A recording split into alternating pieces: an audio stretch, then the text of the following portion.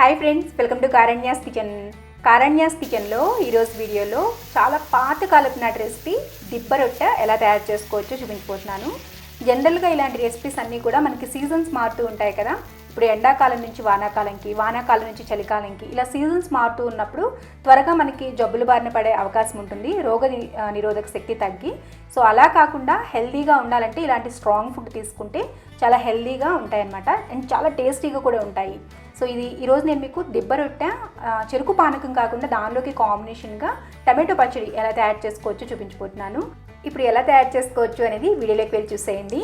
ఈ దిబ్బ రొట్టె టమాటో పచ్చడి ప్రిపేర్ చేసుకోవడానికి ముందుగా ఒక గిన్నెని తీసుకుని అందులోకి 1 కప్పు వరకు పొట్టు మినపప్పు వేసుకోండి. లేదు అని అనుకుంటే మినపగుళ్ళు అయినా సరే వాడుకోవచ్చు. నెక్స్ట్ వేరొక గిన్నెని తీసుకుని అందులో 2 కప్పుల వరకు బియ్యపు రవ్వ తీసుకోండి. ఇందులో బియ్యపు రవ్వ మాత్రమే వాడతారు, నార్మల్ మనం ఇడ్లీకి వేసుకునే రవ్వ వేసుకోకూడదు అనమాట. ఇప్పుడు రెండింటిలో కూడా నీళ్ళని పోసుకుని ఒక 4 నుంచి 5 గంటల పాటు నాననివ్వండి. పొట్టు ఊడేంత వరకు నానితే సరిపోతుంది. మినపగుళ్ళు అనుకోండి 1 గంట 2 గంటలు నానినా కూడా పర్వాలేదు. సో ఇలా పూర్తిగా నానిన తర్వాత మంచిగా శుభ్రంగా కడుక్కోవాలి. చూడండి, పొట్టిలా మనం చేత్తో నలుపుతూ ఉంటే పొట్టంతా కూడా వచ్చేస్తుంది. ఒక 2-3 సార్లు అలా నీళ్ళని అటు ఇటు వంపుకుంటూ ఉంటే వీడియోలో చూపిస్తున్న విధంగా పొట్టంతా కూడా పోతుంది. మొత్తం పోవడం కన్నా కూడా కొంచెం ఉంచుకున్నామంటే మనకి ఫైబర్ కూడా ఉంటుంది కదా, హెల్త్కి కూడా చాలా మంచిది. చూడండి, ఇలా వీడియోలో చూపిస్తున్న విధంగా కొంచెం సగం తీసుకున్నా కూడా పర్వాలేదు. నేనైతే ఒక 3/4 వంతు వరకు పొట్టు అనేది తీసేసాను. మిగిలింది ఉన్నా కూడా హెల్త్కి చాలా మంచిది, ఉంచుకోండి. నెక్స్ట్ మనం ముందుగా నానబెట్టుకున్న బియ్యపు రవ్వ ఉన్నాయి కదా, వాటిని కూడా మనం ఇడ్లీ రవ్వ ఎలా అయితే కడుక్కుంటామో అలా ఒక 2-3 సార్లు అలా నీట్గా కడిగేసుకుని పక్కన పెట్టుకోండి. పప్పు గ్రైండ్ చేసుకోవడానికి గ్రైండర్లో అయినా గ్రైండ్ చేసుకోవచ్చు, మిక్సీలో అయినా కూడా గ్రైండ్ చేసుకోవచ్చు. ఈరోజు అయితే నేను గ్రైండర్లో వేసి చూపిస్తున్నాను. ఇలా కొద్దిగా వేసుకుని కొంచెం నీళ్ళు తక్కువ పోసుకోండి, మరీ ఎక్కువ నీళ్ళు అనేది పోసుకోకూడదు, ఎందుకంటే ఉడకడానికి టైం ఎక్కువ పడుతుంది అనమాట. చూసుకోండి, మరీ గట్టిగా వస్తుంది అని అనుకుంటే మధ్యలో ఇలా నీళ్లు పోసుకుంటూ గ్రైండ్ చేసుకోవాలి. బాగా గట్టిగా ఉండకూడదు, అలాగని బాగా నీళ్ళు ఎక్కువ పోసి జారుగా కూడా చేయకూడదు పిండిని. సో నేను వీడియోలో చూపిస్తున్నాను చూడండి, గ్రైండ్ అయిన తర్వాత ఇలా మెత్తగా గ్రైండ్ చేసుకోండి.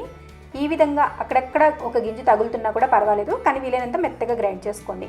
సో ఈ విధంగా గ్రైండ్ చేసుకున్న ఈ పిండిని ఒక గిన్నెలోకి తీసి పక్కన పెట్టుకోండి. నెక్స్ట్ ఇందులోనే మనం ముందుగా రవ్వ అనేది కడిగి పెట్టుకున్నాం కదా, నీళ్ళు ఏమీ లేకుండా ఇలా చేత్తో గట్టిగా పిండేసేసి ఆ రవ్వని అందులోకి వేసి ఒకసారి కలుపుకోండి. మీరు చూడండి, రవ్వ వేసిన తర్వాత కన్సిస్టెన్సీ కాస్త లూజ్ అవుతుంది, చూసారా? సో ఈ విధంగా పిండి అనేది బ్యాటర్ అనేది ఉండాలి. చూడండి, పిండి కన్సిస్టెన్సీ ఏ విధంగా ఉందో ఇలా ఉంటే సరిపోతుంది. పిండి మరీ లూజ్గా చేసుకోవద్దు, అలాగని గట్టిగా కూడా చేసుకోవద్దు. ఇంకొంచెం నీళ్ళైనా పర్వాలేదు, మరీ లూజ్ చేసుకున్నారంటే ఉడకడానికి చాలా ఎక్కువ టైం పడుతుంది అనమాట. సో కన్సిస్టెన్సీ చాలా ఇంపార్టెంట్ దిబ్బ రొట్టెకు. సో ఇలా ప్రిపేర్ చేసుకుని పక్కన పెట్టుకోండి. నెక్స్ట్ మనం అంటే వెంటనే వేసేసుకోవచ్చు దిబ్బ రొట్టెలు. ఈలోపు చట్నీ ప్రిపేర్ చేసుకుందాం. దీనికి పిండి పులవాల్సిన అవసరం ఏం లేదనమాట. టమాటో పచ్చడి కోసం స్టవ్ మీద ఒక ప్యాన్ పెట్టుకుని అందులోకి 1 టేబుల్ స్పూన్ వరకు నూనె వేసుకోండి. నూనె కాస్త వేడైన తర్వాత ఇందులోకి 1 టేబుల్ స్పూన్ వరకు పచ్చెనపప్పు, 1 టేబుల్ స్పూన్ వరకు చాయమినపప్పు వేసుకోండి. అలాగే 1 టీ స్పూన్ వరకు జీలకర్ర వేసుకోండి. అండ్ ఇక్కడ నేను తీసుకున్న పచ్చిమిర్చి అనేవి ఘాటు తక్కువ అనమాట, అంటే కొంచెం పచ్చగా నిండు పచ్చగా ఉంటాయి కదా, అవైతే కాస్త ఘాటు ఎక్కువ ఉంటాయి. మీరు చూసుకుని మీ పచ్చిమిర్చి బాగా ఘాటుగా ఉంటే 3 లేదా 4 వేసుకోండి. లేదు ఇలాంటివి అయితే ఒక 10-15 వేసుకున్నా కూడా ప్రాబ్లం ఏం లేదు. అందుకని నేను ఒక 10 వరకు తీసుకున్నాను అనమాట పచ్చిమిర్చి. వీటిని లో ఫ్లేమ్లోనే ఫ్రై చేసుకోవాలి. ఇలా కొంచెం తుంపి వేసుకుంటే మీద పడుకోకుండా ఉంటాయి. ఇవి ఒకసారి వేసి కలుపుకున్న తర్వాత ఇందులోనే ఒక మీడియం సైజ్ ఉల్లిపాయను కూడా సన్నగా కొంచెం బారుగా కట్ చేసేసుకుని వేసుకోండి. మరీ సన్నగా ఏం అవసరం లేదు, జస్ట్ నార్మల్గా కట్ చేసుకుంటే సరిపోతుంది. వేసి లో ఫ్లేమ్లో పెట్టుకునే ఫ్రై చేసుకోండి, ఎందుకంటే మనం వేసిన పప్పులు అనేవి మాడిపోకూడదు. చూడండి, ఇక్కడ నేను మీకు చూపిస్తున్నాను, ఈ విధంగా ఫ్రై చేసుకుంటే సరిపోతుంది. ఇప్పుడు వీటిని తీసి ఒక ప్లేట్లోకి వేసి పక్కన పెట్టుకోండి.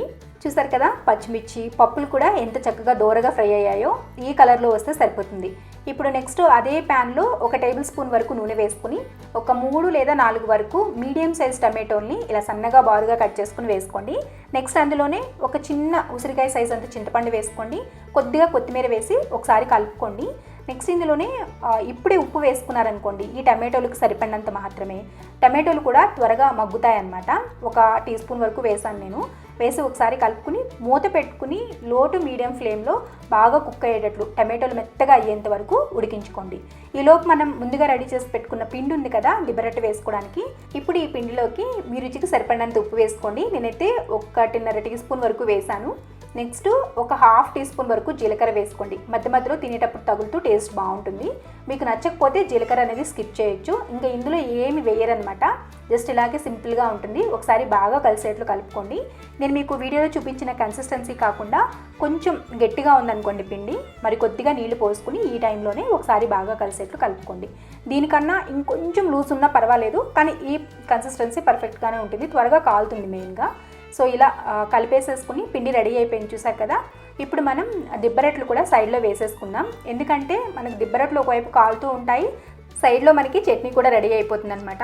ఎందుకంటే దిబ్బరొట్టె కాలడానికి కనీసం ఒక 10 నిమిషాల పైనే పడుతుంది టైము. అందుకోసం ఒక సైడ్లో ఇది కుక్ చేసుకుంటూ ఉంటే టమాటో పచ్చడి కూడా సైడ్లో రెడీ అయిపోతూ ఉంటుంది. నెక్స్ట్ చూడండి, టమాటోలు మగ్గిన తర్వాత చూపిస్తున్నాను, చూసారా ఎంత చక్కగా మగ్గాయో.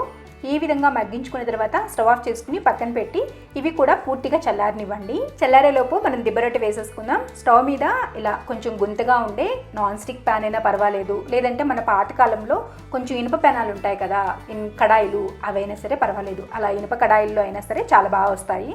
సో వేసుకుని కాస్త ప్యాన్ వేడైన తర్వాత ఒక 2 నుంచి 3 టేబుల్ స్పూన్ల వరకు నూనె వేసుకోండి. నూనె కాస్త వేడైన తర్వాత మనం ముందుగా ప్రిపేర్ చేసుకున్న దిబ్బరొట్టె పిండి ఉంది కదా, అది 2 లేదా 3 గెరిట్లు మీ ప్యాన్కి తగ్గట్లుగా, మీరు చేసుకునే మందానికి తగ్గట్లుగా వేసుకోవచ్చు. ఇలా వేసుకుని మధ్యలో ఒక గ్లాస్లోకి హాఫ్ వరకు నీళ్లు పోసుకుని జస్ట్ ఆ గ్లాస్ అలా పెట్టేసేయండి. ఆవిరికి చక్కగా ఉడుకుతుందనమాట లోపల రొట్టె అనేది, ఎక్కడ ఉడక్కోకుండా అలాంటి ప్రాబ్లం ఉండదు. లో ఫ్లేమ్లో పెట్టుకుని కాల్చుకోవాలి, హై ఫ్లేమ్లో అస్సలు పెట్టద్దు. దిబ్బరొట్టె కాలడానికి టైం పడుతుంది, అలా ఒక 10 నిమిషాల పాటు వదిలేసేయండి. ఈలోపు మనం చట్నీ అనేది రెడీ చేసేసుకుందాం. ఈ పచ్చడి తయారు చేసుకోవడానికి మిక్సీ జార్ని తీసుకుని అందులో మనం ముందుగా ఫ్రై చేసి పెట్టుకున్న పచ్చిమిర్చి, పప్పులు, ఉల్లిపాయ అవన్నీ ఉన్నాయి కదా, వాటన్నిటిని వేసుకుని కొద్దిగా ఉప్పు వేసుకోండి. ఈ పచ్చిమిర్చి దానికి తగ్గట్లుగా, ఇందాక టమాటోలో ఆల్రెడీ వేసాం కదా, ఇందులోనే ఒక 4-5 రెబ్బల వరకు వెల్లుల్లి రెబ్బలు వేసుకుని ఇలా కోర్సుగా గ్రైండ్ చేసుకోండి. బాగా స్మూత్గా ఏమి వద్దు, ఎందుకంటే మనకి అక్కడక్కడ తగులుతూ ఉంటేనే రోటి పచ్చళ్ళు అనేవి టేస్ట్ బాగుంటాయి. సో చూసారు కదా, ఇలా గ్రైండ్ చేసుకున్న తర్వాత మనం ముందుగానే ఉడికించి చల్లారి పెట్టుకున్న టమాటోలను కూడా వేసి ఇలా కోర్స్గానే గ్రైండ్ చేసుకోండి. బాగా పేస్ట్ లాగా చేసుకున్న రోటి పచ్చళ్ళు అనేవి అంత రుచి ఉండవు. ఇలా ప్రిపేర్ చేసుకున్న ఈ పచ్చడిని ఒక గిన్నెలోకి వేసుకుని ఇందులోకి తాలింపు పెట్టుకోవడమే. తాలింపు కూడా సింపులే, జస్ట్ కొద్దిగా 1 టేబుల్ స్పూన్ వరకు నూనె వేసుకుని కొద్దిగా పచ్చనపప్పు, ఆవాలు, జీలకర్ర, చాయ్ మినపప్పు, ఒక ఎండుమిర్చి, ఒక రెమ్మ కరివేపాకు వేసుకుని చక్కగా దోరగా లో ఫ్లేమ్లో ఫ్రై చేసుకోండి. పచ్చడికి ఎప్పుడు కూడా తాలింపే టేస్ట్ని ఇస్తుంది. సో ఇలా ఫ్రై చేసుకుని ఈ తాలింపుని ఇందులోకి వేసుకోవడమే, అంతే. టమాటో పచ్చడి కూడా రెడీ అయిపోయింది, చూసారా. మనకి దిబ్బరొట్టె కాలేలోపు పచ్చడి కూడా రెడీ అయిపోతుంది.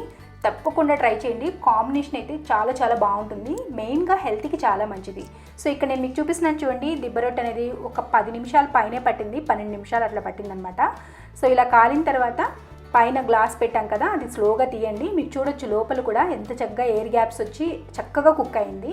ఇలా కాలిన తర్వాత రెండో వైపుకి పెట్టుకుని ఒక 2 నిమిషాలు అలా ఉంచుకోండి. రెండో వైపు ఎక్కువ సమయం కాల్చుకోవాల్సిన అవసరం లేదు. దిబ్బరొట్టె సైజ్ అనేది మీరు ఎంత మందంగా వేసుకోవాలి అనే దాన్ని బట్టి ఉంటుందన్నమాట. నేనైతే ఈరోజు కొంచెం మందంగానే వేశాను ఈ సైజులో. మీరు పిండి కొద్దిగా ఎక్కువ వేస్తే మందంగా వస్తుంది, లేదంటే కొంచెం టైం పడుతుందంటే. సో ఈ విధంగా 2 వైపులా కూడా కాల్చుకుని తీసి ప్లేట్లోకి వేసుకుని వేడిగా సర్వ్ చేసుకోండి. ఈ దిబ్బరొట్టె అనేది వేడిగా తింటేనే టేస్ట్ అనేది బాగుంటుంది. అంతే, చూసారు కదా, చాలా సింపుల్గా దిబ్బరొట్టె ఎలా తయారు చేసుకోవచ్చో. ఇప్పుడు ఇదే విధంగా మిగిలిన పిండితో కూడా ఇలా నూనె వేసుకుని దిబ్బరొట్టె కాల్చుకోవడమే.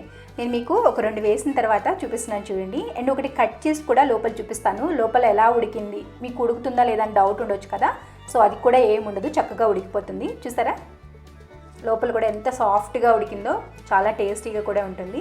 తప్పకుండా ట్రై చేయండి, హెల్దీ అండ్ టేస్టీ అని దిబ్బరొట్టె. ట్రై చేస్తే ఎలా వచ్చిందో కూడా కింద కామెంట్ సెక్షన్లో కామెంట్ చేయడం మర్చిపోవద్దు. మీకు ఈ వీడియో కానీ నచ్చినట్లయితే వీడియోని ఒక లైక్ చేయండి. ఈ కాంబినేషన్ రెసిపీని మీ ఫ్రెండ్స్కి, రిలేటివ్స్కి కూడా షేర్ చేయండి.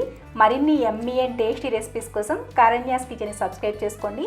పక్కనే ఉన్న గంట సింబల్ని కూడా నొక్కండి. Thanks for watching.